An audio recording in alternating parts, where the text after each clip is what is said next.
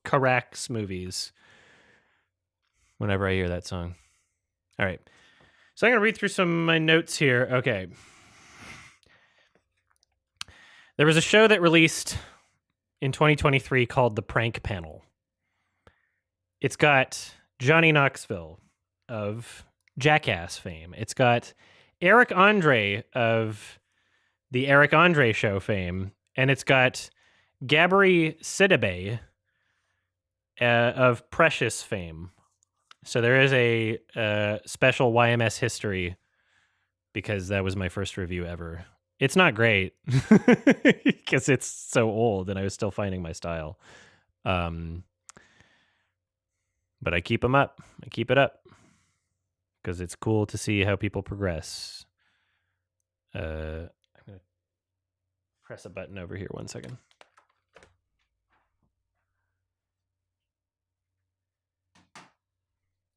It's a part of history. Don't be ashamed of yourself. Don't be ashamed of the progress you've made. Don't be ashamed of your growth. Don't hide your blemishes. Anyway. So the reason I heard about this show is because there were a billion articles and a billion Reddit posts and a billion fucking Instagram reels and all this social media buzz of Eric Andre saying that he's on a show with Johnny Knoxville and that he wanted to quit because he kept getting tased. And he actually tried to quit a couple times. And it's real. That's a real thing about the show. And there's some points in the show where where you see these things happening, where they eventually devolve into pranking each other, even though that's not what the show is about. But about halfway through it, they start getting they start pranking each other and retaliating.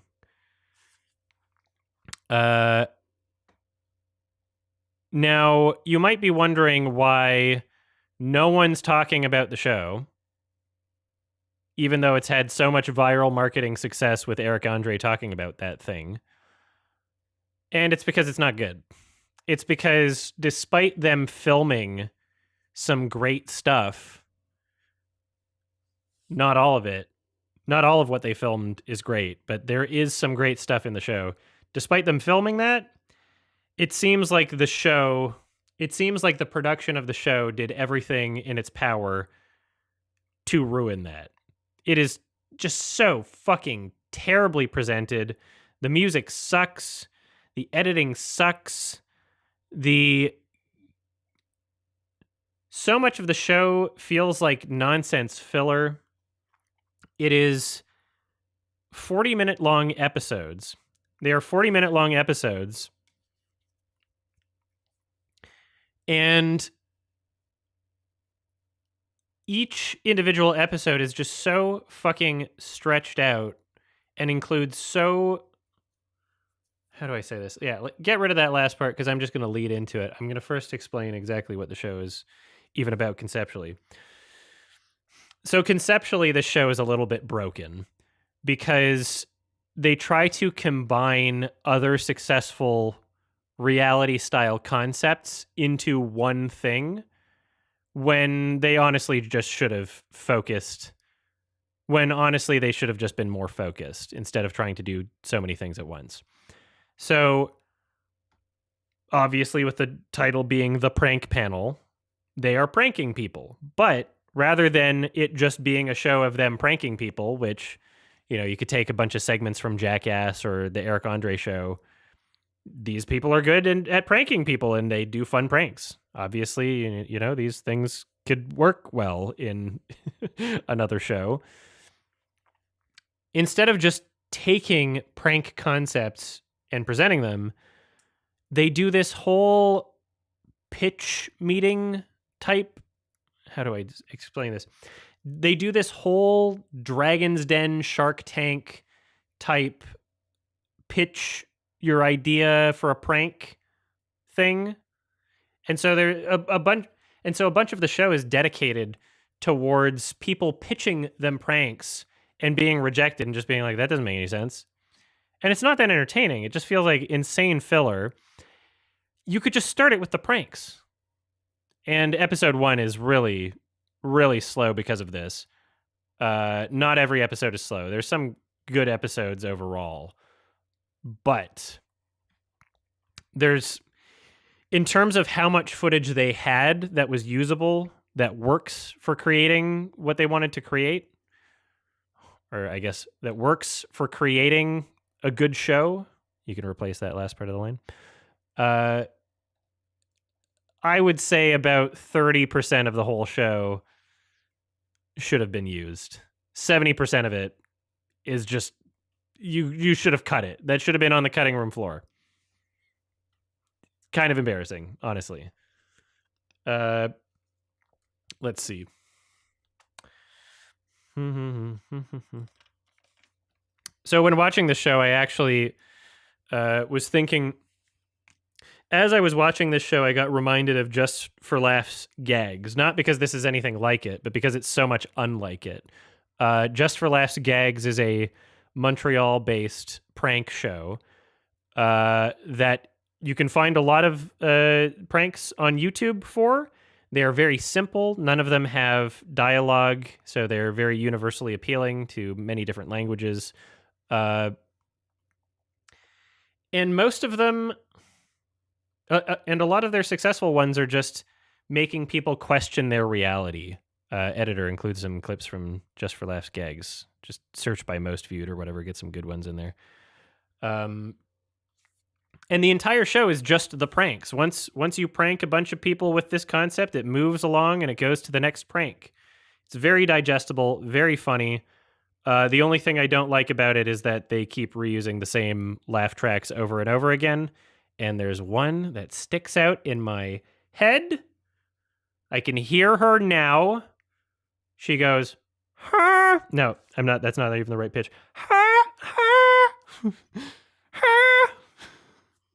There's one lady in one of the laugh tracks at one moment, and every time they use it, "Ha, ha." It's around there. And editor, remind me to search for it, because I'll have an easier time if I watch like a single one of those YouTube videos. I'll be able to find a clip of it and just send it to you for the video, and maybe even do like a little bit of a compilation. Maybe include like 5 of them. There's some people in the chat that know exactly the laugh I'm talking about. There's one that sticks out. The rest of the laugh tracks are serviceable, but there's one that's so distinct that every time they play it, it's weird.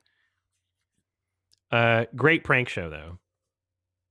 Check it out on YouTube.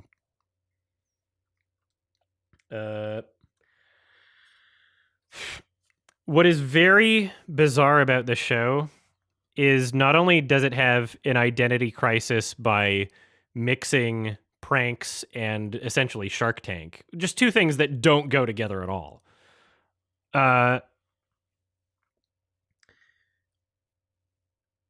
Tone-wise, it's so... How do I explain this? Even the tone of the show seems confused as what it... Even the tone of the show seems confused as to what it's trying to be. There's an actor from the Eric Andre show. I don't know if he's Indian, but he's just a random guy that shows up in the background of sets sometimes on the show, and he'll say things in an accent and just be weird. I guess everybody says things in an accent, but still.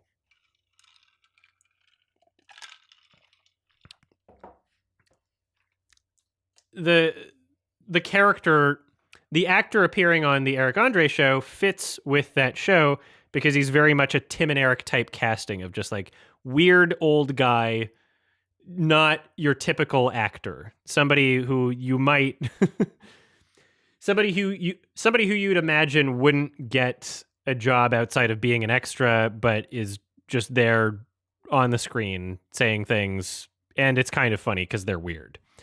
He shows up very frequently in the prank panel. He's kind of a not quite host, but I guess kind of a DJ He'll introduce people on the show. He'll shout things between sections.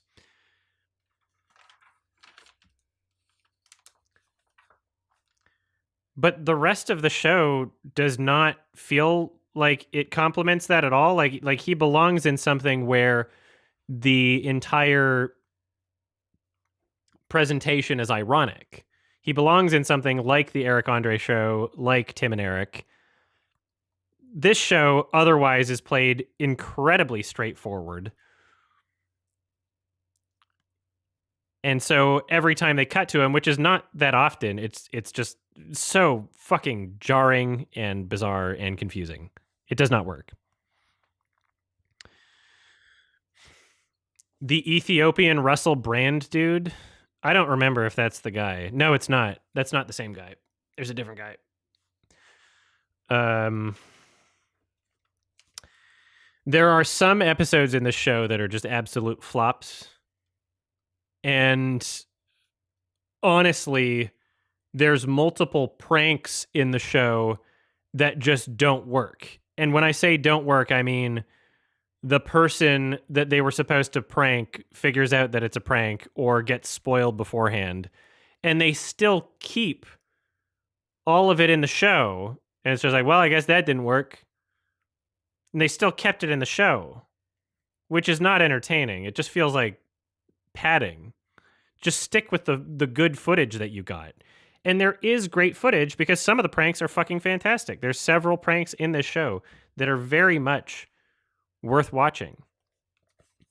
Let's see. What were some of the... I think I wrote down some of the good ones. In the second episode, there's a... I don't even know if it's the second episode because they might be out of order on my end, so I'm going to redo that line and just say, the clown prank is fantastic. That one was great. Great characters and great execution overall.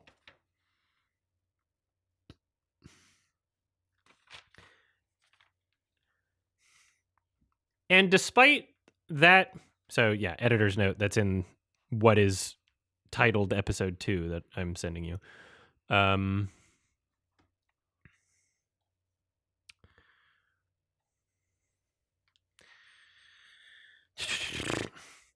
And despite that being one of the great pranks, the show still tries to ruin it. Because of how much padding there is, they wind up over-explaining every single detail of every single thing. And it's always it's always just so unnecessary.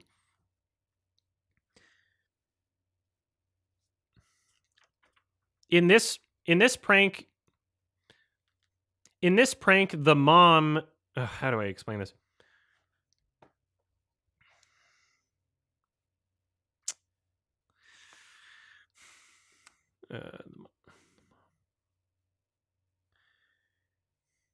In this prank, they actually kind of did a reverse prank where the mom pitched the prank to the parent. Oh, this is going to be a fucking tongue twister. In this prank, they actually did a bit of a reverse pranking where the mom was the one who pitched to the prank panel. Did it. But they decided to let her son in on it so that they could prank her without her knowing. And they spoil it by telling us that before the prank has even started.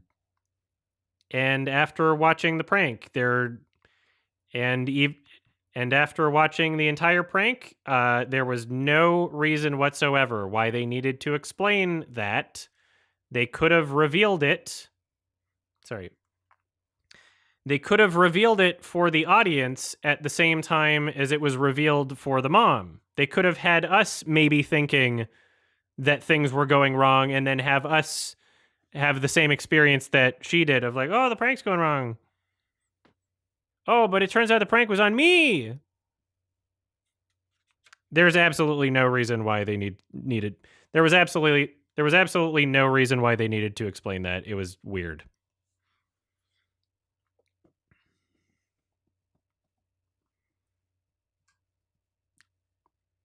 Very cool.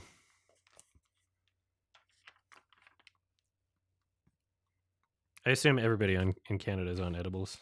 All right.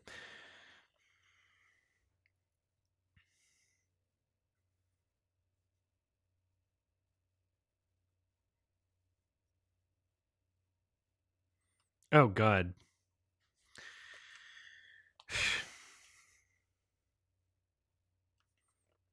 It genuinely feels like this show is doing everything in its power to make the footage they filmed worse. So, editor's note, episode 5 is what this next one is. There's at least... There's a bunch of pranks in this show that are not funny, and there's at least one that is just so fucking incredibly mean-spirited, I don't know why they aired it.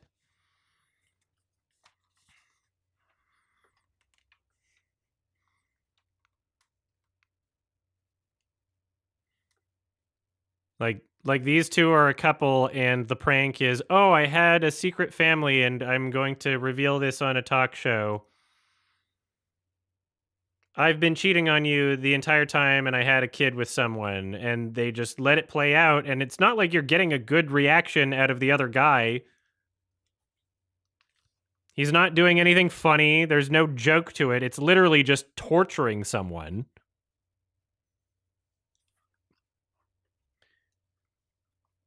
It is borderline dystopian, and it feels not self-aware in the slightest. It is embarrassing. It is cringe. I don't understand why they put that in the show.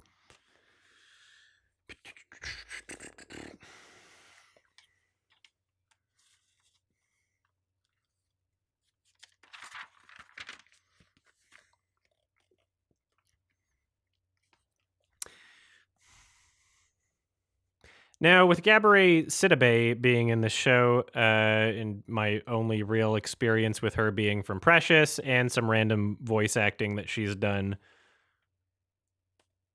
I wasn't really expecting to enjoy her that much, but she was a fun addition to the show, especially as it went on. She got very petty, and she was just a fun character. And she was just a fun character to have around...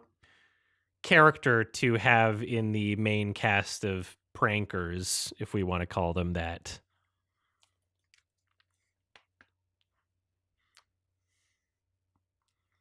She's not just thrown in there. It feels like she's not just thrown in there.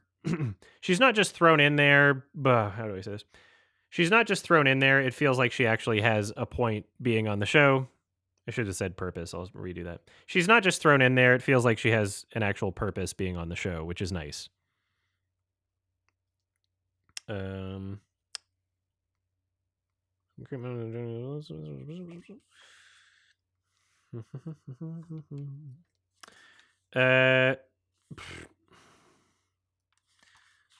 If this...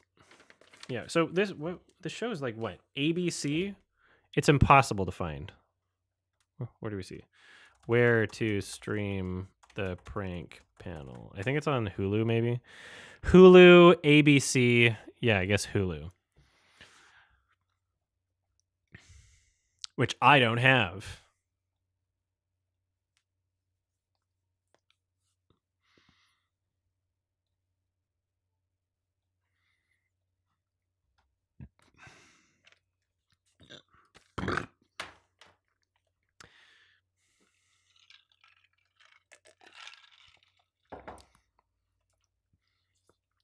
The show was produced by two of the people that produced, or I think they created. Let me just see.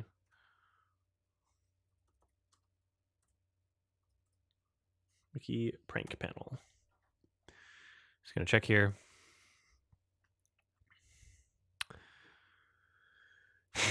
Dave Jesser and Matt Silverstein, who I think created Drawn Together. There's a bunch of executive producers on this show, including Eric Andre and Johnny Knoxville, but also Matt Silverstein and Dave Jesser, who created Drawn Together. Jimmy Kimmel is producing the show as well.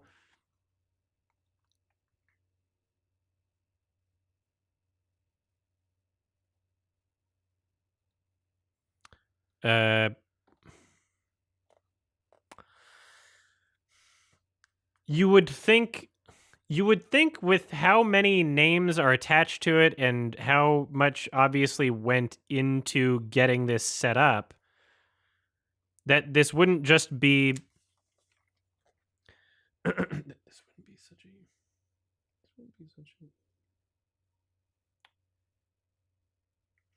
that this wouldn't be such an unpopular show that nobody watched. There's under 500 ratings on IMDb right now.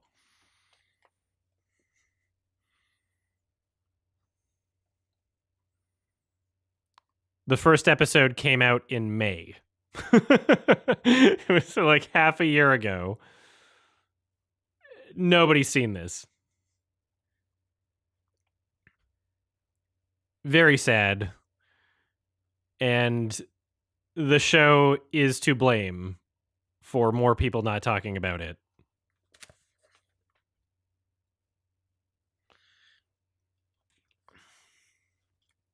All right, so I found a timestamp that I wrote down in what is listed as episode 7. 9 minutes. The Eric Andre, the Indian DJ guy says, "I have to pee. We'll be right back," which is just weird. So include that clip if you're looking for clips of the guy. That's the guy I'm talking about. And then if you can find more clips of him in transitionary scenes or whatever, then great. Thank you. But that's a good one to use with audio, please. And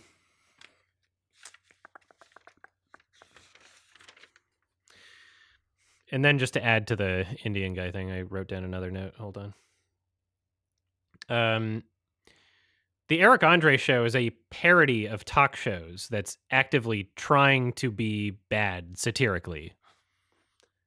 This character in this show doesn't work because there's no element of satire at all. The rest of the show is just... Everything else about the show is the most straightforward, non-satirical...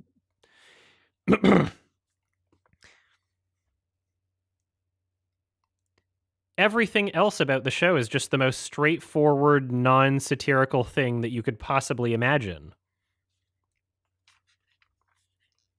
It's so confusing. All right, so you want to move that part back to where I, in the review when I was talking about the Indian guy, assuming he's Indian, I don't know.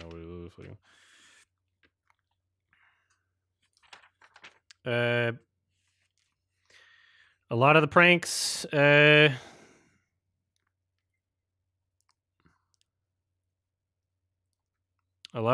they kept in the show, even though the people reacting did not give any kind of funny reactions. They just kind of seemed stressed, like a little upset. That's about it. Just a little confused and stressed and depressed.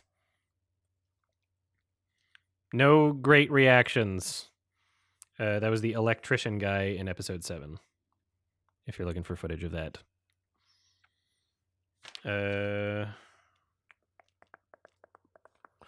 All right. In the final episode, the wedding prank was great. That was a very enjoyable one. And oh god, I guess this is in the final episode. I think this is the final prank. Or at least in the episodes that I'm sending you, in the order that they are, episode 9 or whatever.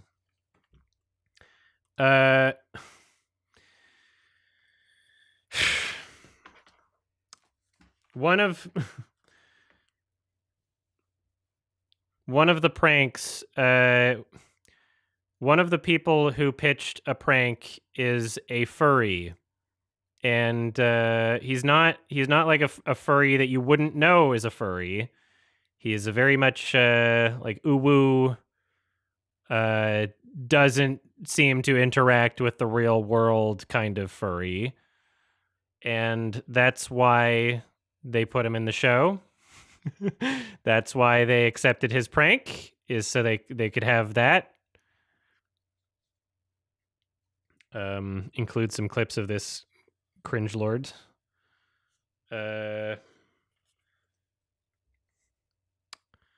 Oh yeah, when they accept the prank, he does this like pounce stance. It's really, there's a lot of cringe that you can include of this guy.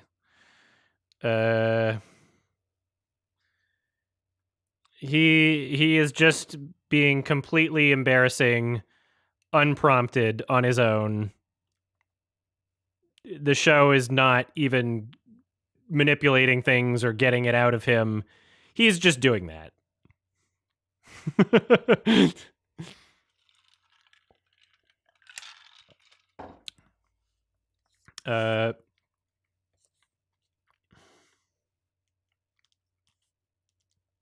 Ooh. I'm going to fact check a note that I left myself because this is interesting.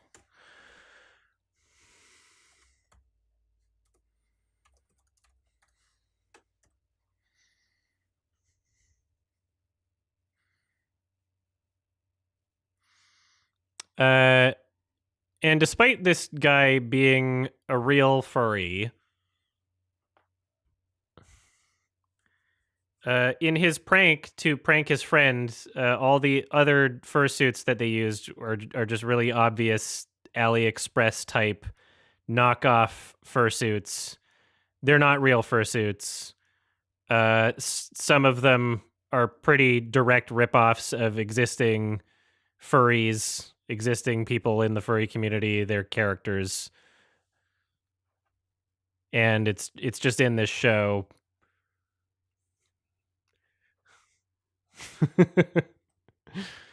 And he probably should have told them something. Maybe he did. Maybe the show is okay with it.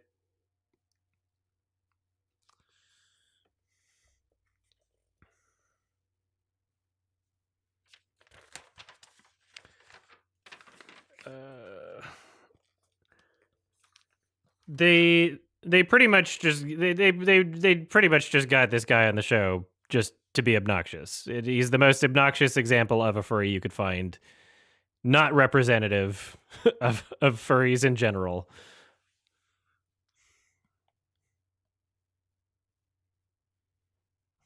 It was very exploitative. And they tried to make it seem okay by giving him a really baggy fursuit at the end.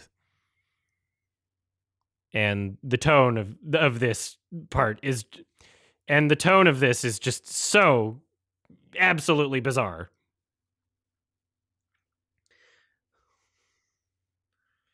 So include some clips of the, I can always trim it down if you send me more than you think is necessary, but some clips at the end of the whole like happy guitar music of him getting his fursuit and like crying.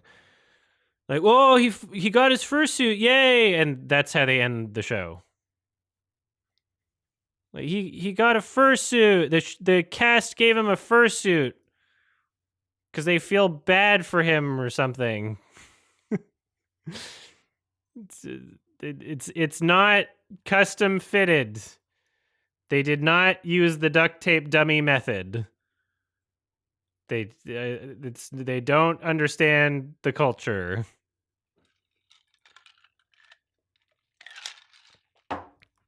I was cringed. I cringed. I became the cringe.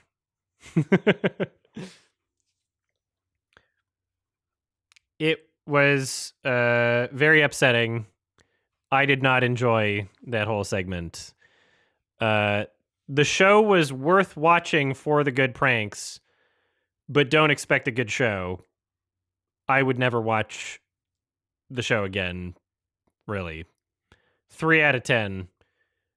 If they want a season 2 of this, they need to entirely restructure how this is presented. They need to do a huge fucking overhaul. Keep Johnny Knoxville, keep Eric Andre, keep Gabrielle Sidibe. Just don't include every single prank. Don't include the whole panel aspect. Maybe change the title. Keep the same title. Just don't include the panel anymore. No one will complain. Your show will do better. Have better music. Just be more selective about what you're including. How can you honestly release so much of the footage in this show? It's genuinely unusable. you released unusable footage. And then the good footage you made worse by terrible editing and presentation choices. Just over-explaining everything and just ruining everything. 3 out of 10. Bad show that I watched all the way through.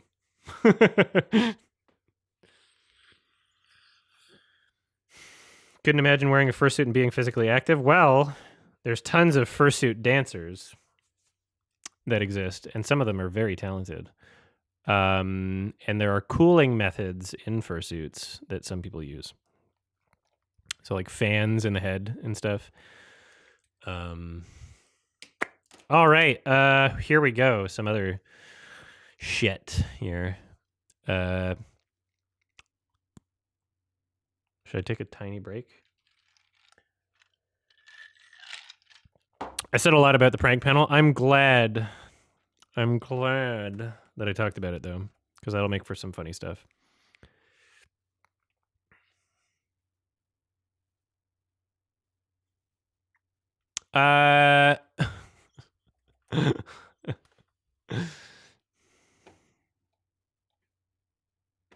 This is a short film that premiered before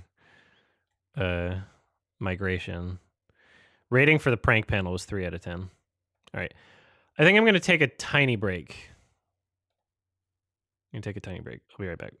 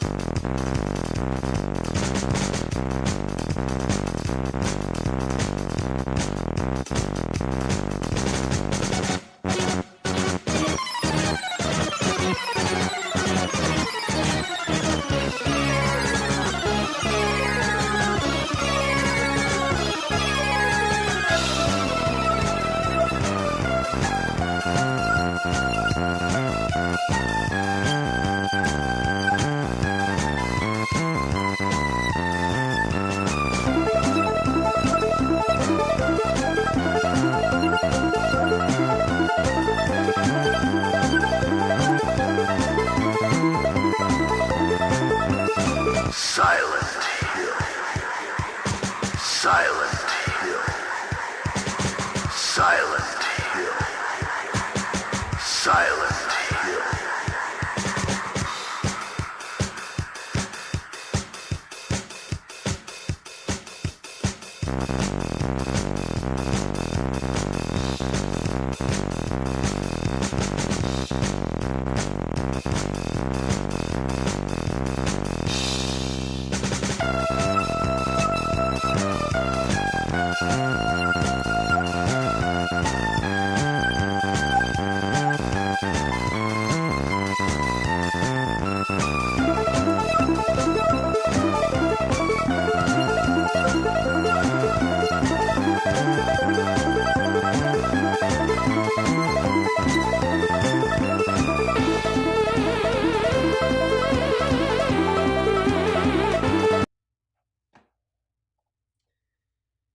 Okay. Is anyone else dizzy? What the fuck? Put something in the water.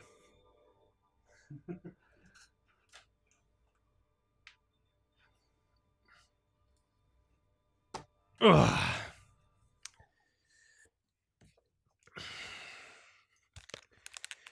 All right. So I watched the film Migration, and I don't. So this is this is the first. Did I watch the Mario movie in theaters? I think I watched the Mario movie. Did I watch the? No, it came out on digital pretty quickly, didn't it? How did I watch the Mario movie? I don't remember at all. Actually, I did watch it in theaters. I do remember I watched it in theaters. There we go. Voice is dying. So this is the second Illumination movie I've seen in theaters then. And the third Illumination movie I've seen totaled. And the third Illumination movie I've seen total. I don't know if they just started doing short films before the features or if this is a new thing. Somebody let me know. I don't remember a short film appearing in front of the Mario movie. Do they do short films in front of Minions and stuff? I don't know. Don't know. Couldn't tell you. Mooned is the short film that premiered before Migration. I was caught off guard by it in the sense that when I bought a ticket to see Migration, even though I knew it was going to be probably not good, I wasn't expecting to see Minions in it. So I was kind of upset that they minioned me, non-consensually getting minioned. I guess Mooned, the title, is supposed to refer to not only the moon and being on the moon, but also a butt.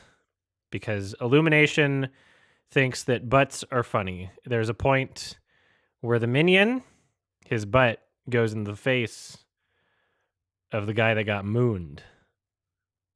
So he got double mooned. The animation was somewhat expressive. And beyond that, it was shit. It was terrible. I hate the sound of Minions. I hate their voices. They're just, I don't like them. I don't know what it is with Minions, but they made Illumination incredibly successful. Let's see. I honestly thought I was I honestly was second guessing whether or not I was in the correct movie. It took me like a minute to realize, oh, they're just doing a short film before. I was like, where are the birds? Are we seriously getting Minions in the Bird movie?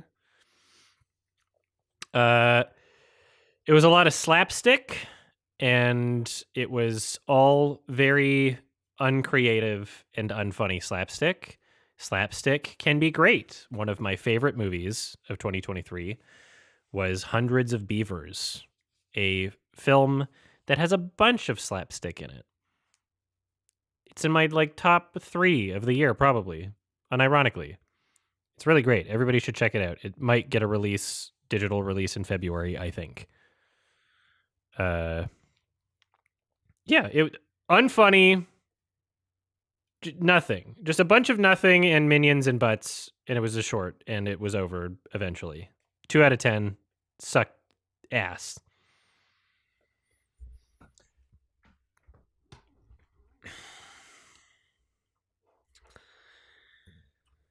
Ugh. 2 out of 10.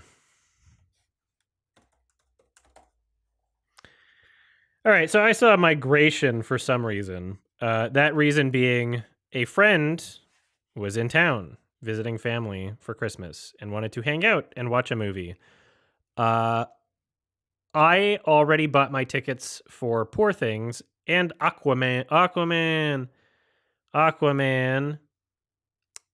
I already bought those before I knew that this friend wanted to see a movie, and the dates that I had bought them for were after he was leaving, so I couldn't see those movies with him unless I wanted to see one of them twice. And I told him that I was willing to see Poor Things twice, even though I hadn't seen it yet. I was assuming that Poor Things was going to be so good that I might want to see it twice, or maybe just not go to the second screening and see it with him anyway. He chose Migration. He chose the 90-minute movie. I think he chose wrong because this felt like longer than 90 minutes. It's only 90 minutes including the short, by the way. It's 1 hour 23 minutes total. And I guess Illumination is trying to be DreamWorks or something. It seemed like they were kind of trying to go for like a DreamWorks movie kind of vibe. Let me go over my notes here. Okay, I'm going to piss off some Twitter people again. All right.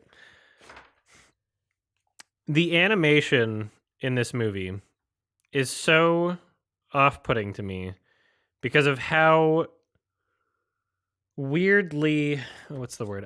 I'm going to check my notes because I described it in here. Hold on.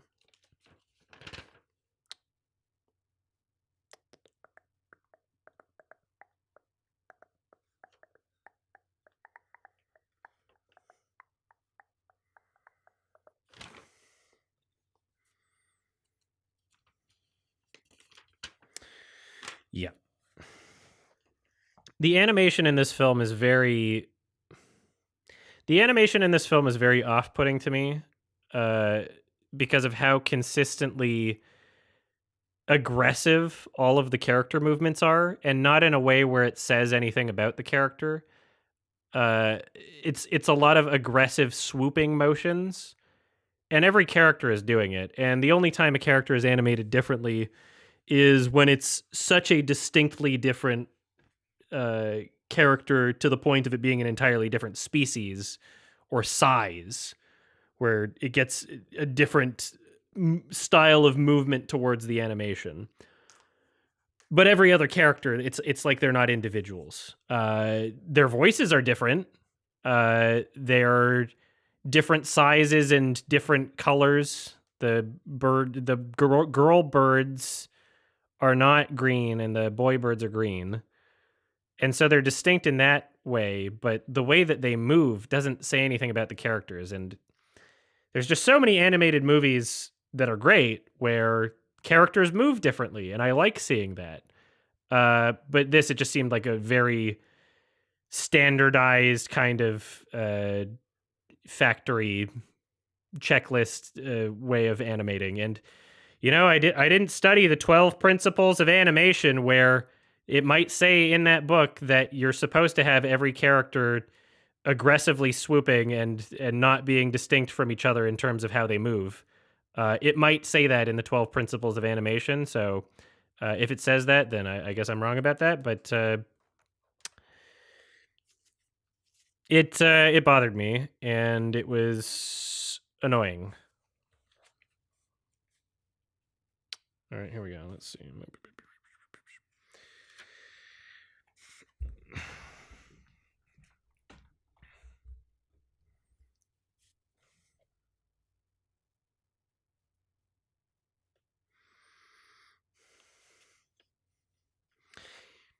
You know, even in other computer animated movies like Happy Feet, characters move differently in that film. They're animated differently.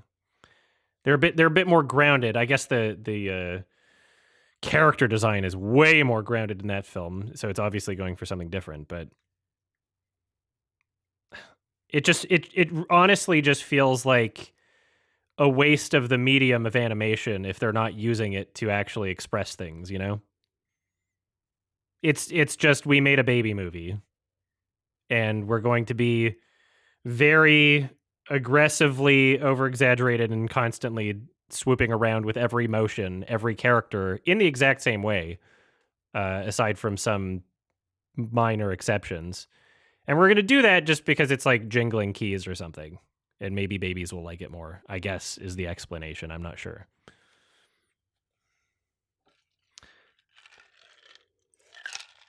I mean, it is similar to the Bowser shot where I said it was over animating. It's like if the whole movie was like that Bowser shot and every character.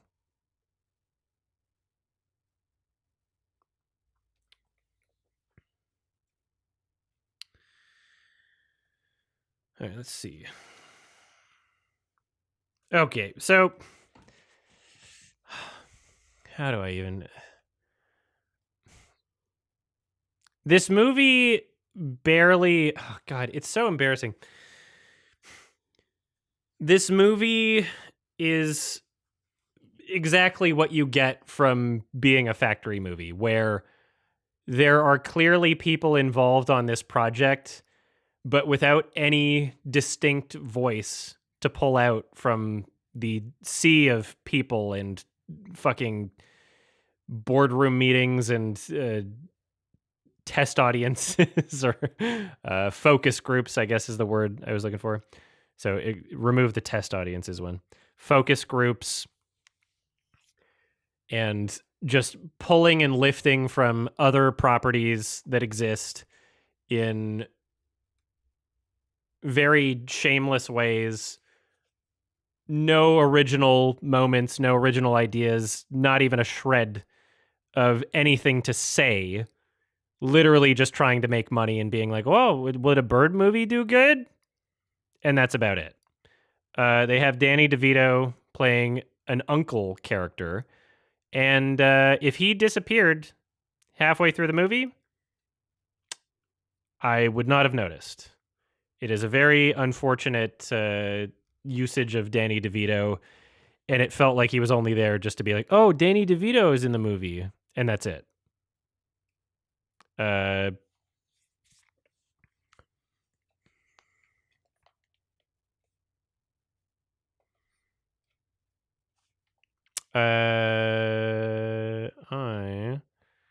am going to remove that comment, and that's a warning. I don't like the language of breaking kneecaps in my chat. We don't want to give people ammunition if they're trying to claim that I have like a toxic audience or something. So that's your warning.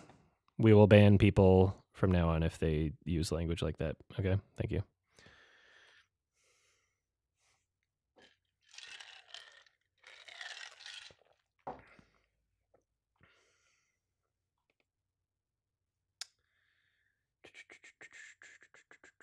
Just reading my notes here. All right.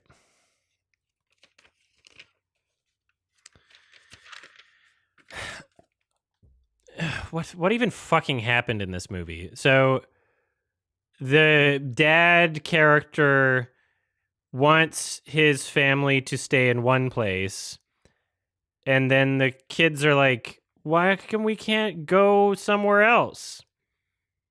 Let's migrate with the other birds. And then he's like, okay. And then they immediately fuck up. As in, they don't even spend fucking 10 seconds trying to rationalize how they fucked up. It's just, oh, the birds are going the other way. That's weird. I don't know, maybe follow them. Why didn't you follow them? You're saying it as you're doing the thing that's causing the plot device to happen. You're actively noticing it. So weird. They don't spend time developing any character in any significant way. They don't spend any time exploring anything. People will make the excuse, it's a kids movie. There's tons of kids movies that put effort into characters. There's tons of kids movies that put effort into animation. There's tons of kids movies that put effort into their story. Not an excuse. Not an excuse. You're a baby.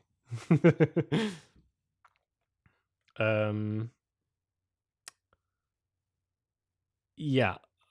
Uh, every single thing in the movie is...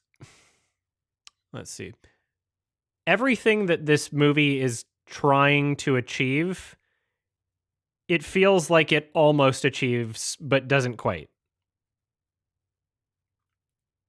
There's a skeleton somewhere. Sorry. This film is a skeleton of whatever films it's trying to be in any given moment, in any given scene. There's barely anything tying the scenes together. They might as well be a series of short films. They're entirely interchangeable, as in you could take one scene from the middle of the movie and one scene from close to the end of the movie, swap them, it wouldn't matter. Wouldn't matter at all. It wouldn't mean anything. You could swap the characters in any given scene. You could swap it so that instead of the dad, it was the son in that scene, or it was the daughter in that scene. Wouldn't matter. There's no gel.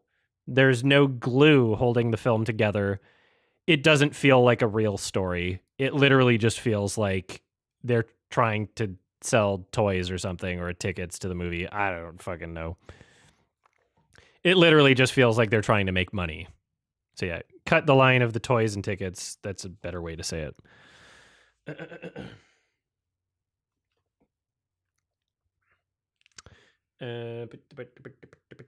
Oh God. There's some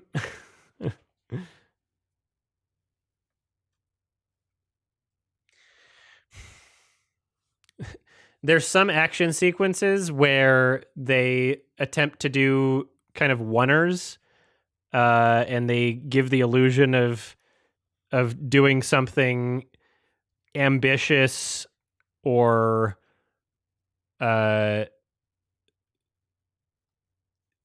they give the illusion of spectacle. But in the two times that I remember that happening in the film, it looks about the same quality as the Chronoball scene in The Flash.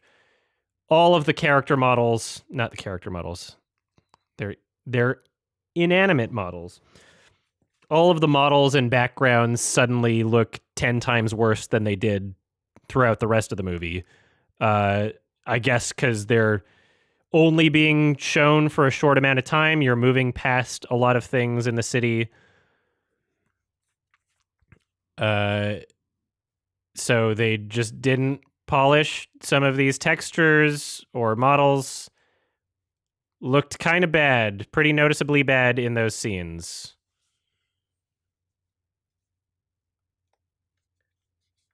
I would also like to point out, since every time I criticize animation, there's always a bunch of people that think I'm criticizing the animators, which I don't think I've ever done. And anybody that's watched my channel would know how often I defend animators, because they get treated like shit in the industry. They're overworked. They're underpaid. They get forced to crunch. They oftentimes don't get credited. They get exploited. They get abused. When I see bad animation in a movie, my gut assumption is that the animators were overworked and underpaid and didn't have enough time to properly complete their scenes in a way that they would have liked to if they were creating something that they were really passionate about, right? I think that most animators working in the industry are doing so because they love animation, and that they want to make something that they're proud of. And I think that the industry policies and the way that studios treat animators and visual effects workers causes situations where things wind up looking like shit. It was not animators that decided ugly Sonic's design. That was not animators. That was a top-down decision. It was not it was not an actual character designer. When something looks like shit and there's talented animators working on it, and theoretically every animator working in the industry is somebody who's passionate about animation. Otherwise, why are you doing this to yourself? Getting treated like shit. When there's bad animation, it's the studio's fault. It's it's the industry, it's the environment. So fuck off with your moral policing, pretending like I'm shitting on animators when I don't believe I ever have.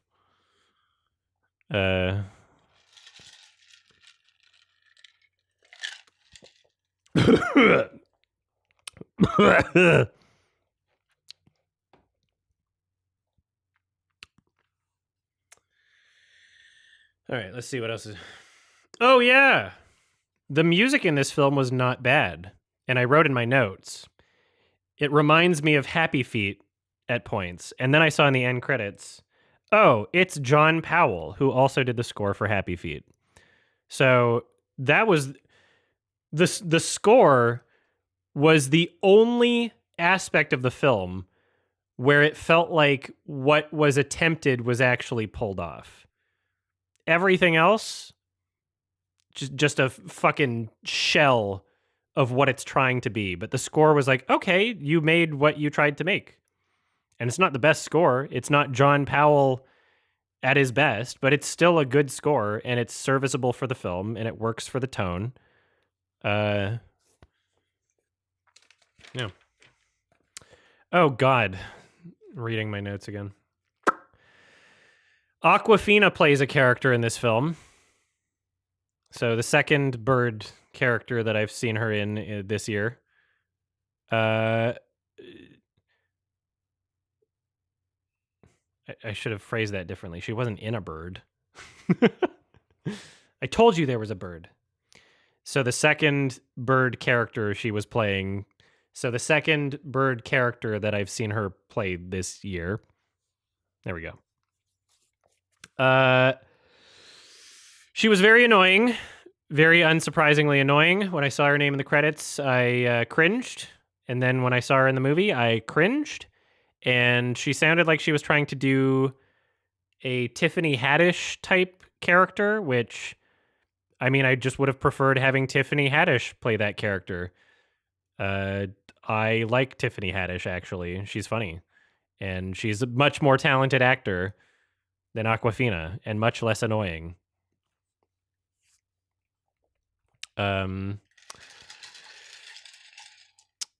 Include, if there's a clip in the trailer of, or like maybe a promotional clip of Awkwafina, there has to be, right? Include some clips of Awkwafina's bad voice acting trying to be Tiffany Haddish or whatever.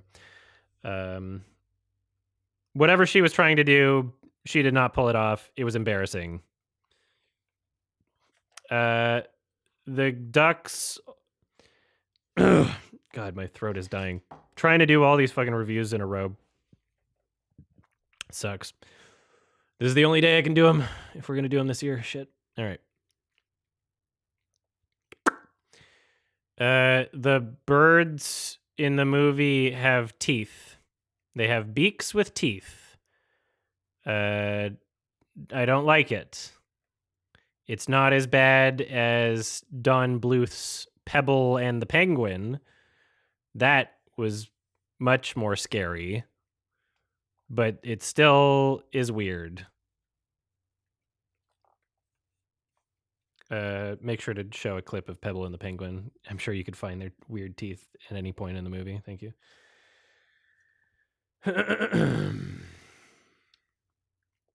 Fuck, this movie is so all over the place. There's no real story. There's no real story in this movie. It just dicks around the entire time. The set pieces are just so unfulfilling. There's an evil chef character.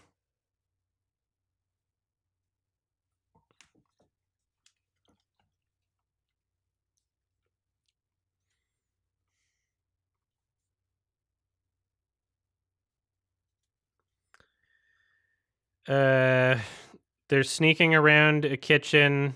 Sorry. The dad is sneaking around the kitchen, and then the mom shows up out of nowhere. Like, literally out of nowhere. It's just like, I'm going to be in the scene now. He's like, I told you to stay back, she says. No way, I'm letting you have all the fun, and that's all there is to it. That's how they explain it. Doesn't matter, whatever. Nothing matters.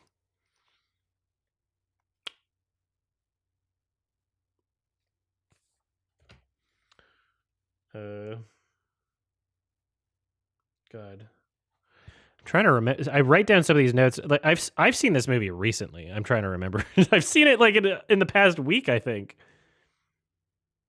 I saw it less than a week ago. I'm still struggling to remember some of these. It's just, it's so boring. Oh, here we go.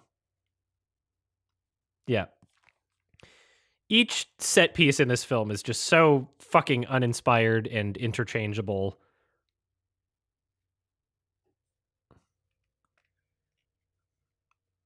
There's a part where the two characters salsa dance, and then at the end of the movie, they do it to save the day.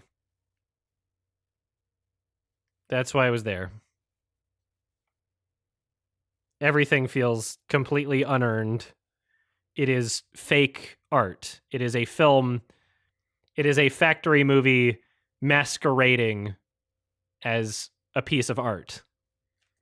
It is insincere. It is...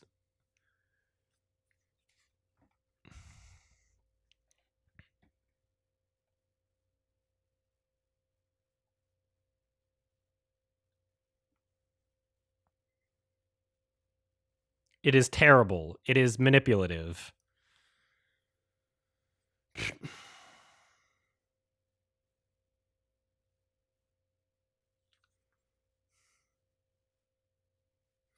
Oh, yeah. So I wrote another comment about the animation. Just move this back in the other part of the video.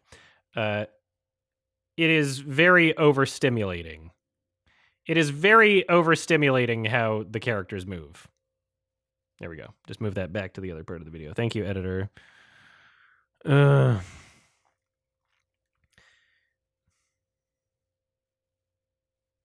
entire experience of this film just feels so fucking meaningless. Oh, God. Here's some more shit. Keegan-Michael Key played a guy with a Jamaican accent. And he did it very terribly. He did it very, very, very poorly. Is it racist? I don't know. It reminded me of David Diggs playing Sebastian in The Little Mermaid 2023. Is it a Jamaican accent or a Caribbean accent? Oh yeah, because they go to the Caribbean. Is Jamaica in the... I don't know anything about maps. Jamaica, Caribbean. It's a country in the Caribbean. Okay, so it was Jamaican, probably. What is the Caribbean is? What does that include? Subregion of the Americas. All right, yeah, I think he was doing a Jamaican accent.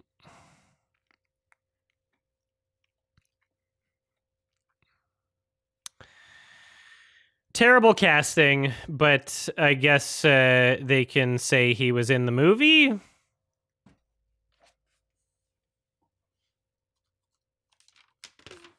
It's fine because he's black.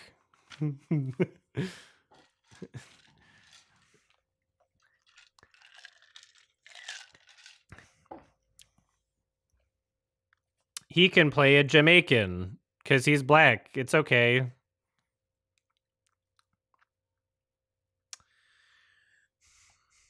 It's the same thing. Quote, Illumination and Disney. All right. What does this say? Oh, yeah.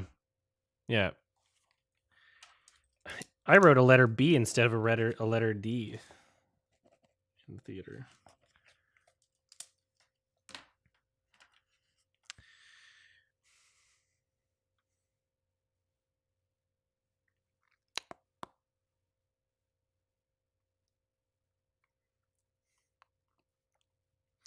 My writing got more aggressively messy as the film went on, so I'm just trying to interpret what I wrote down here. Hold on. Oh, God. So eventually, every single set piece they spend like 10 seconds on and then just move on to the next one. So the movie is like just a blur. There's no time spent on any set piece, that nothing matters. They get to a duck farm and you think that things are going to like calm down for just like a tiny bit, for them to like be there and think like, oh, this is a safe place. We don't know that they're going to kill us. This is like a paradise. You think that there's going to be enough time for them to actually experience that. They say it at the beginning. They're like, oh, there's a paradise, but they don't experience it. They don't spend enough time there for any character to experience it. They immediately reveal, oh, the chef is this is a duck farm. Like the kid just looks over the fence, like before they experience any of it. Oh, they're about to take us to the thing. It's literally just there as a checklist in the plot. There's no reason for it being there other than to pretend to make a story out of it. It's very frustrating.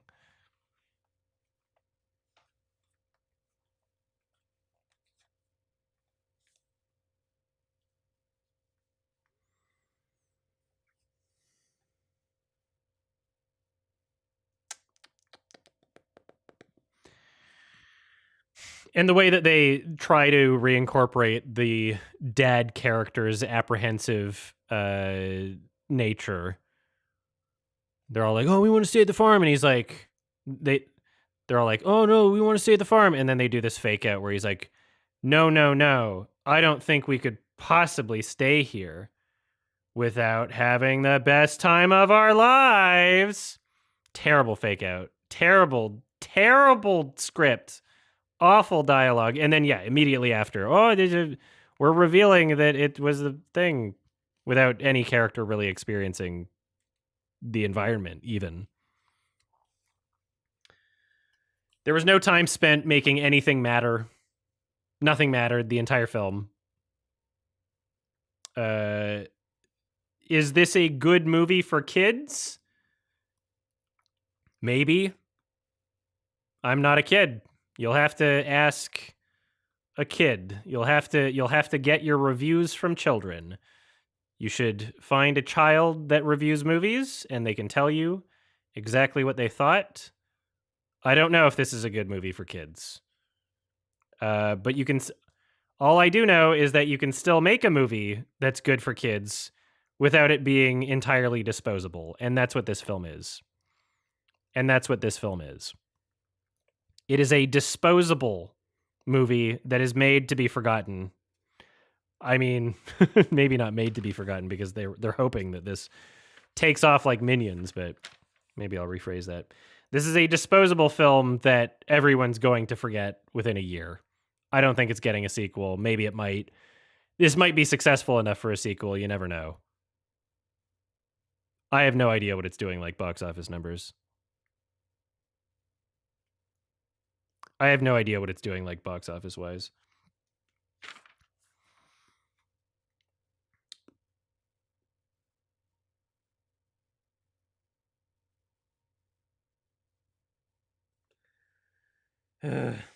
There's a lot of forced drama, a lot of forced fake drama. Of course, there's the characters being mad at each other between the second and third act trope. And of course, it comes out of fucking nowhere in this film because they don't spend any time developing or justifying anything. It is pretty comical when it happens. There's silence and shots of characters being like shocked, like, Jack, you need to do what I say. Like he yells at him and he's like, oh, you yelled at me and we're mad now. And the stupid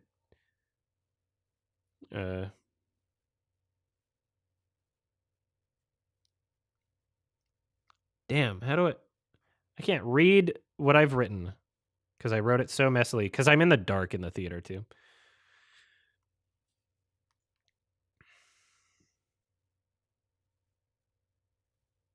I didn't finish that sentence. Maybe I should do it.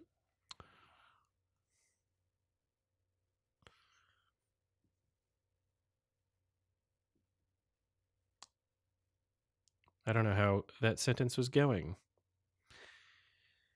Anyway, you can figure it out, editor. You can stitch it together.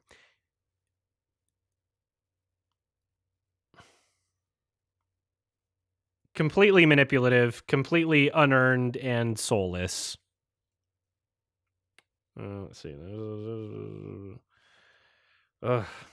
It's I can't. This it's like they didn't even try, or they're just very untalented.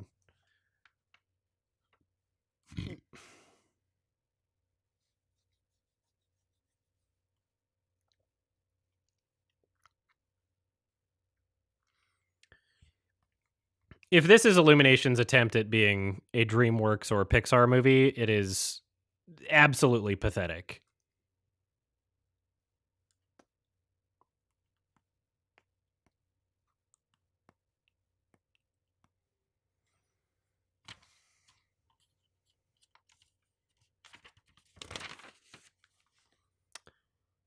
It is way worse than something like Rio or Happy Feet. I actually like Happy Feet. Just reading through the rest of my notes, and I think that's it.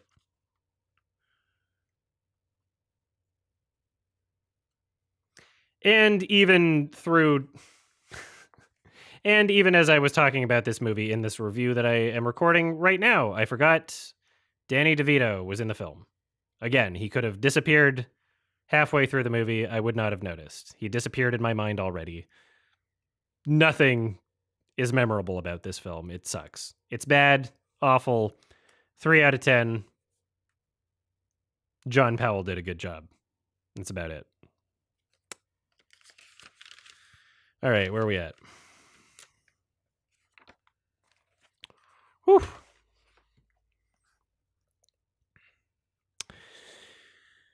Oof.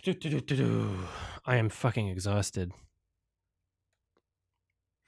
I mean, quite honestly, it feels like the type of script that might as well have been AI generated if it wasn't already. Honestly. That's about the level of quality it is current capabilities of AI writing. Just absolutely generic. All right, so tomorrow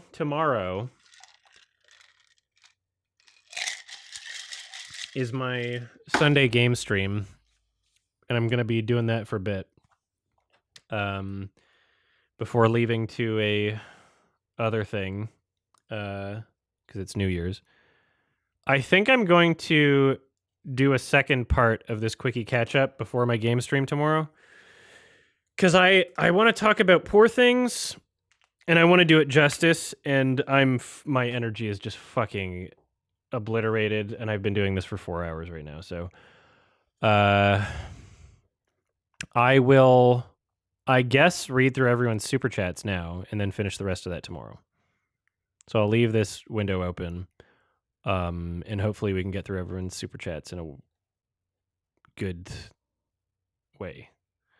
All right.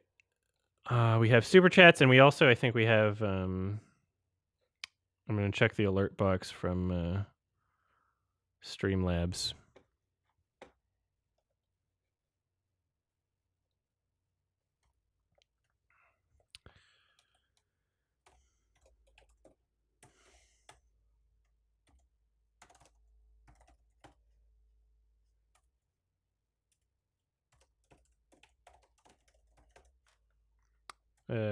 We'll just say. All right.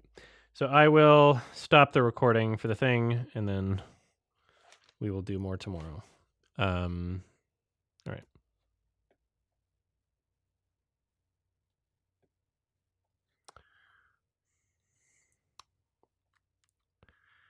Ugh, my energy is just obliterated.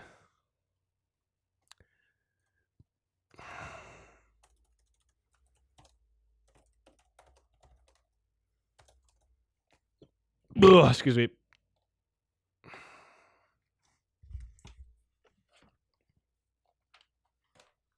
Aquaman.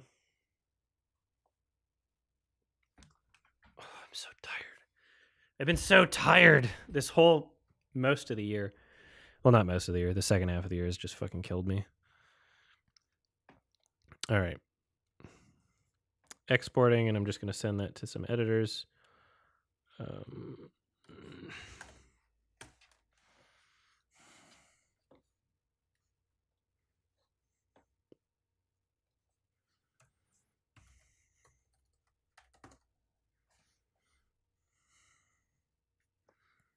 I thought I was gonna like do like a game stream, a little bit of gaming tonight, but I think I'm like I should just call it a night after the super chats. Damn. All right. But I will finish the rest of it tomorrow. Hold on. All the rest of these reviews. The Quickie Catchup stream. 1 second here as I get the audio to some editors.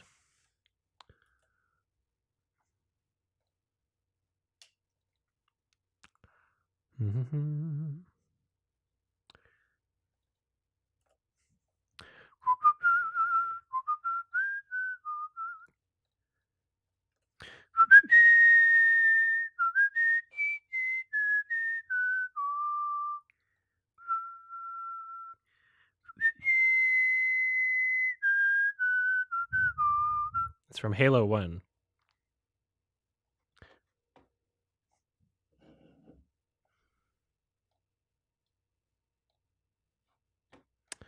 How come, is this uploading to Dropbox? Hold on. Why isn't it uploaded yet? Okay, it is. All right. I'll send them the link. Copy. Dropbox link.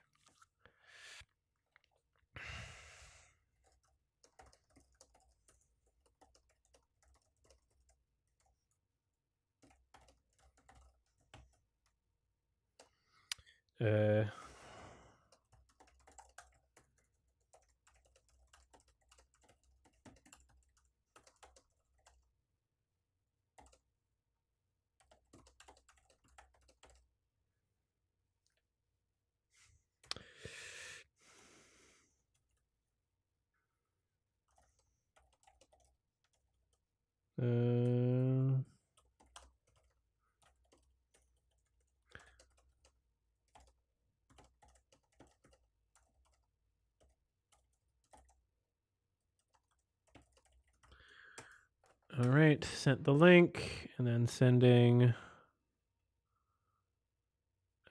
folder, copy link, folder. All right.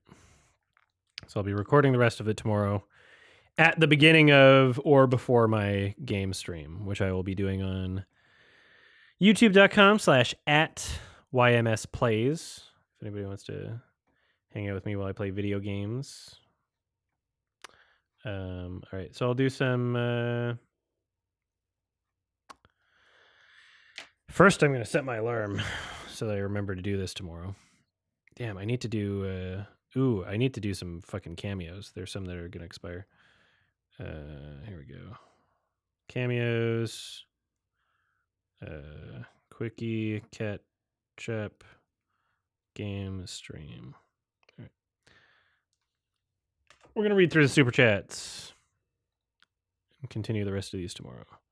No Iron Claw discussion? Yeah, I haven't seen it. I've been so fucking busy. It'll probably get nominated for some stuff, right? So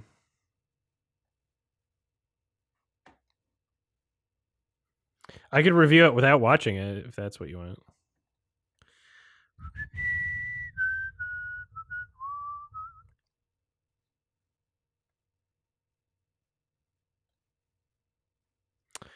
All right, where do I see the super chats? Is it in this tab? Supers. Here we go. See all. All right. Does it say when? No, here we go. Those are from the Oscars. Here we go for now. The 420 Awards, that stream. All right, here we go. First super chat. Am I a fan of Family Guy or American Dad? No. I used to find Family Guy funny when I was like 15 or something. There's like some mildly funny elements to it, but it's just like the animation sucks. The animation genuinely sucks. And it's so repetitive and just bottom of the barrel. I don't find Seth MacFarlane to be that funny at all. All right. Thank you, Harmonia. David Lewis, not a new film, but I recommend 12 Angry Men. It's an awesome film that's very short and my favorite screenplay ever. Would make for a great Sardonicast discussion. I should watch the original. There's like fucking 50 remakes, and I think I've seen 2 of them. I think I've seen 2 of the remakes, and they weren't even titled 12 Angry Men. I think they were titled... I think there's so many other movies that essentially are just doing the same thing, and I think I've seen a couple of them. So I think I know what happens, but I would still love to see it. You're right. I should watch it. Jose, love your work. Keep it up. Have a great New Year's. Thank you so much, Jose. Gatsmenta, would you consider adding our film Zapper with an exclamation mark 2023 to your watch list? Let's see what the IMDb looks like.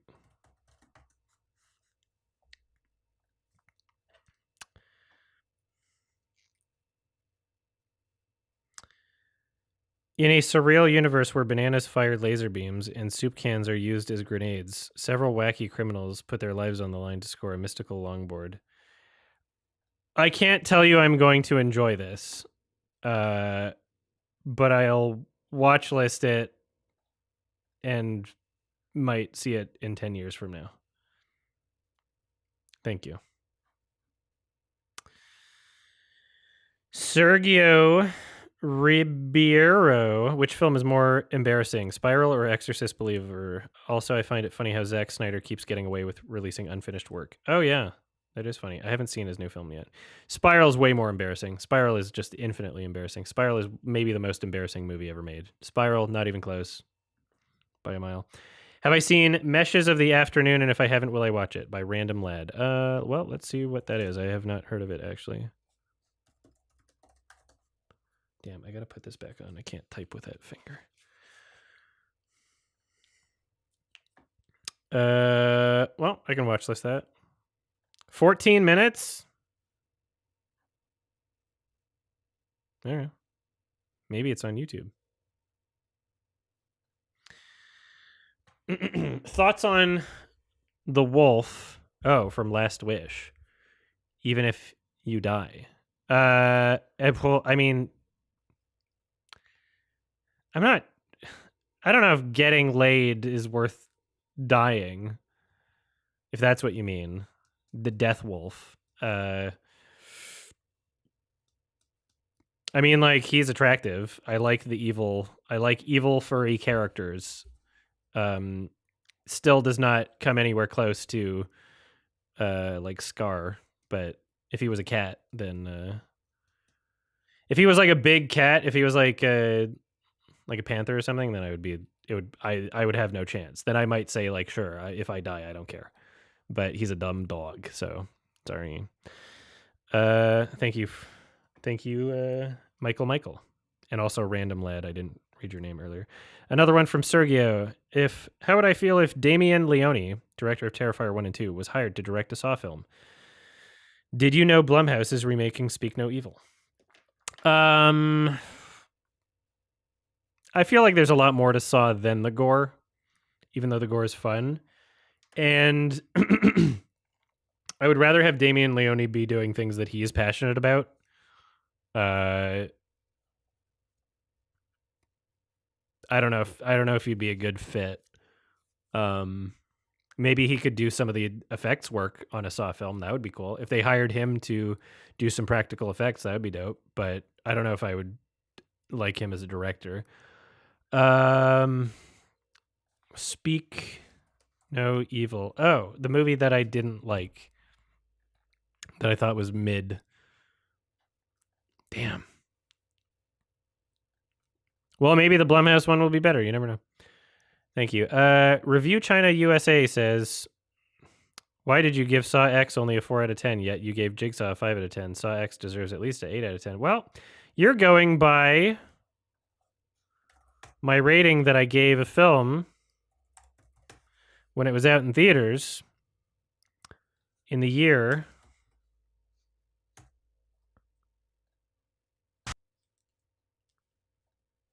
2017, whereas I am currently a person in the year 2023 that is aged by 5 years since.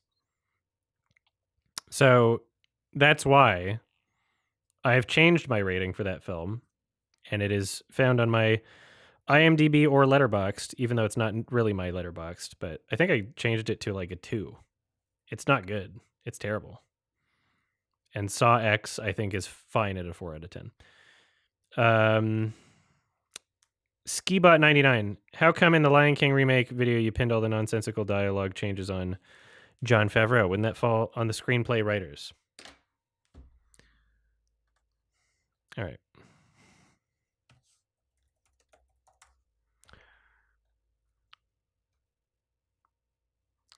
Well, it looks like he's not credited. But one thing I can tell you for sure is that with these Disney movies, they're not exactly honest about how they credit people anyway, because there's obviously top-down decisions in terms of how things are being made, which is why a lot of these Disney movies have a lot of the exact same decisions being made in them, despite them having different credits for writers and directors.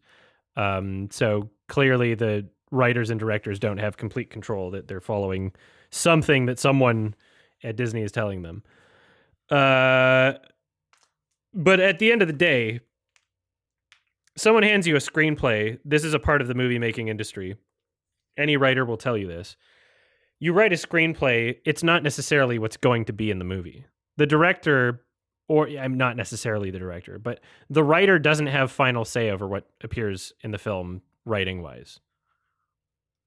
That's not really something that happens typically.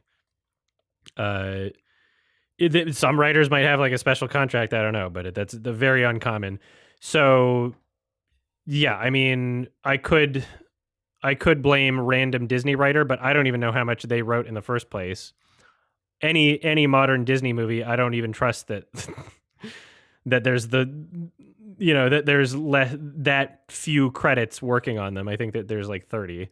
Jon Favreau talks in the behind the scenes thing about all the decisions and control that he has over it. Who knows if that's accurate, but he claims ownership over what the final film is, so that's why I blame him. So Curveball, is Catherine Bigelow's filmography worth going through in your opinion, or is that not worth it? I don't know. I haven't gone through it. Ian Guha, do you catch any Death Grips shows? If so, thoughts on the show? I caught the Vancouver show like 5 years ago. It was awesome. I caught the Atlanta show earlier this year. It was, I mean, the band was good. The venue was shit, and the crowd was worse. Nobody tried for an encore, and I found that embarrassing, and everybody just kind of left. Like, what the hell's wrong with you people? Michael, Empire of Dirt, King Cobra JF's doc. Is that weird YouTuber?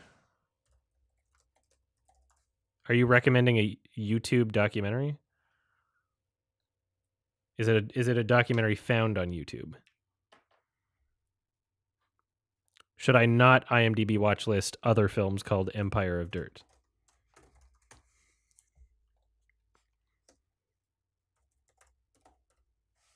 Okay, so in order to find it, okay, yeah. Sure, I'll add that to something.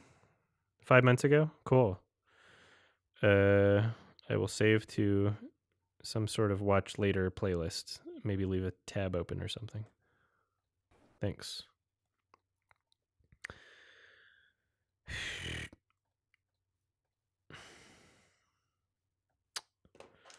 All right. Sergio again. Thank you for all the super chats. Antoine Fuqua, Training Day, and the Bohemian Rhapsody producers are making the Michael Jackson biopic. What did I think of HBO's Leaving Neverland? Well, I feel like there's clips of me talking about this. Long story short, I don't know if he's guilty of everything that they say, but at the very least, he shouldn't be sleeping in bed with children. At the very least, he did like a billion inappropriate things that anybody else doing, nobody would think is okay. So I don't know why people think it's okay for him to do it, just with all these weird excuses about him having an abusive dad or something. So I don't know. Anders Feynman. Could I see the Dan Aykroyd directorial debut, Nothing But Trouble, from 1991 on Adam and Pals? Is the reason Dan Aykroyd is not allowed to direct in Hollywood again. Really? I have never heard of it.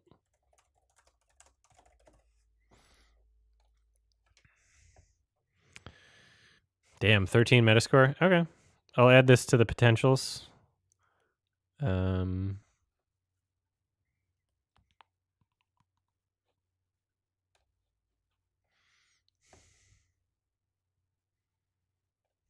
Thank you.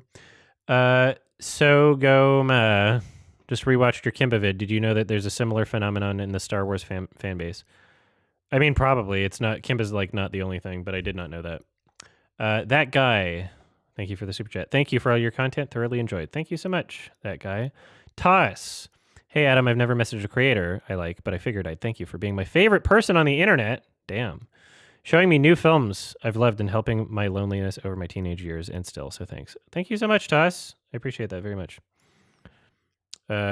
Another one from Sergio. Have I considered Sound of Freedom watch along? Yes, I've considered it. I do not have time for that until maybe the second half of January, I think. Daniel Felesina says, the actor who played DJ, Paige Kennedy, was in my 40X theater when he saw the Meg 2. Cheered every time he did a thing. That's pretty funny. Brad Taste in Music. Ayo. Ayo, Brad. Thank you. Thank you for the super chat. Hello. Alexander Guerrero. Did you see Napoleon 2023? No, it was too long, and I don't... if it was a different director that I consider to have like nothing but hits, then sure. Sure, I'll watch a 3-hour movie of like the new Yorgos Lanthimos or something, but a fucking Ridley Scott movie? Fucking... wait for digital. I don't have time. I don't have time for that. Gug Suggs TV. Hey, Adam, first super. Thank you for being a lovely creator and reviewer. Have you seen Dungeons & Dragons 2000? Would be a funny watch along if not. Well, thank you so much. I have not seen Dungeons & Dragons 2000. 3.6 out of 10. I'm hoping these watch along potential recommendations are things that are like actually funny and not just like really boring though. I'll add these to potentials just to like, maybe I'll look at them in the future. Thank you. I appreciate it. Ethan Ruthenium.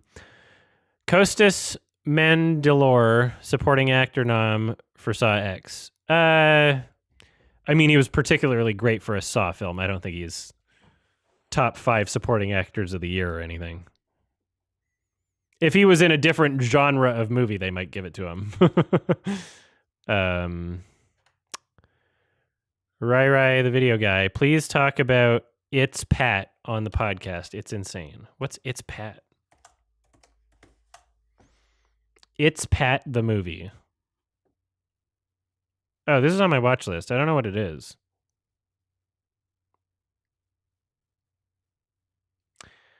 Oh.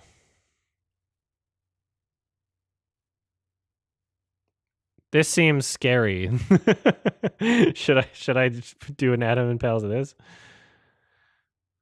Okay, the synopsis. The comedic misadventures of a person of indeterminate gender. Rated 2.8 out of 10. IMDb. I don't know. We'll see. Callum Young. Hey, Adam, are you going to watch How to Have Sex? I was going to at VIF, and then I got COVID, and it wasn't something that I could catch digitally, so I wasn't able to, but I'll watch it at some point. Thank you. Connor Murphy, thank you for the super chat. 0 text, but just a super chat. Oh, it might have been an accidental one, and then a question happened after. So thank you for a double super chat. First Gecko asks, will you get into Wong Kar-wai's filmography soon? I should. I really should. Damn. You're right. You're right, I should. Thank you. Maybe I should...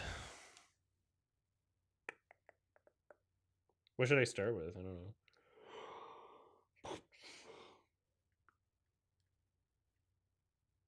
All right. I'll add that to my list of Sardonicast things, just Wong Kar-wai in general. Connor Murphy. Are there any movies you like that nobody else does? Why do you like them? Ghost Rider, Spirit of Vengeance. I like the directors. It's shit. It's not even a good movie. It's not great. But they improved on a lot from the original. The first movie was really bad, but this other one was kind of shitposty. I don't think people understood what it was going for. And it was also kind of shackled by what the studio was trying to make it also. Too many cooks in the kitchen, et cetera, et cetera. Your username is so long. Toothbrush from Nisamonogatari asks, just wondering if you've ever seen Harakiri. If not, it's definitely worth checking out. Best samurai movies, IMO. I saw the remake that Takashi Miike did. And I forget the director's name of the original. I know it's not Kurosawa. But I found the other movie that I saw from that director to be like too slow. So I'm not sure, but we'll see. I liked the score for the Takashi Miike one. I don't know if it borrowed from the original or not. Ted Pearlhead, hello.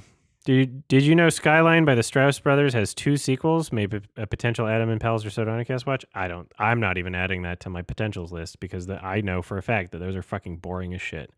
But I did not know that. Thank you. Connor Wells, your thoughts on Hatsune Miku? How did you know I was Hatsune Miku? How did you know I was the mastermind behind Hatsune Miku? That's what my thoughts are. MWC, been watching for years. You're hella steampunk, love your content. Not really a question, but I highly recommend the show Normal People if you haven't seen already / recommended. Normal People. 2020, Paul Mezcal is on my watch list. It is not. I will watch list it. Thank you. Appreciate it.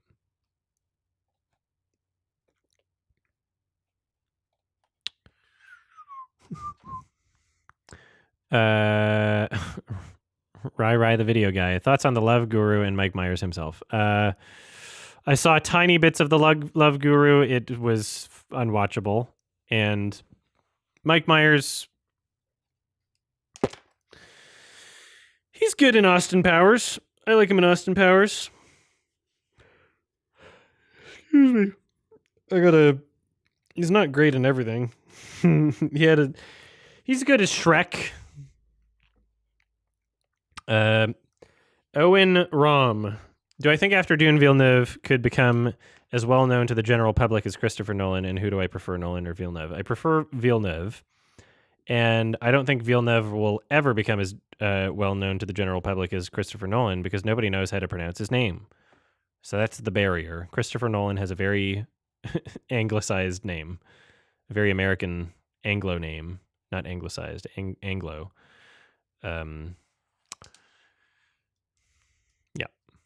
So that's probably why. Have I watched the Scott Pilgrim anime? Thoughts? No, I have not had time, unfortunately. Sorry. Thank you, Connor Wells, for the super chat.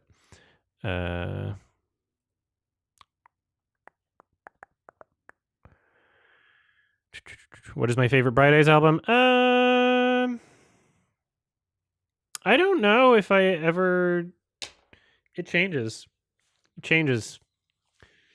I like Lifted, obviously Wide Awake. I've been into Casadaga more recently than I used to be. That's great. Casadaga.